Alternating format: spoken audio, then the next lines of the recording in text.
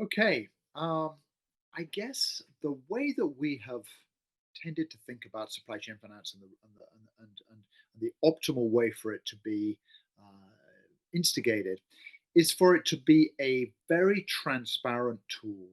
for the VP of procurement at a buying organization and the VP of sales at a supplier organization to have a highly efficient tool of collaboration that allows them both to meet the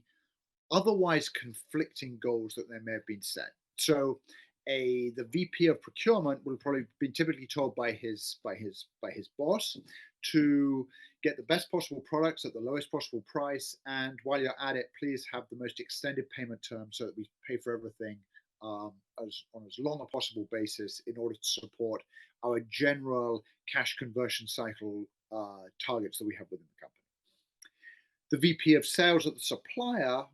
by contrast, she may have been told by her boss that we want you to get the best possible price, we want you to have the best possible relationship with your customer, and we'd really like you to get paid as quickly as possible in order that we too can be meeting the various goals that we have for our cash conversion cycle. A well designed supply chain finance program is designed to sit in the middle of that relationship and as transparently and as efficiently as possible allow those parties both to resolve the tension that would otherwise exist in that relationship and allow them to get on with running the rest of their business, the rest of their relationship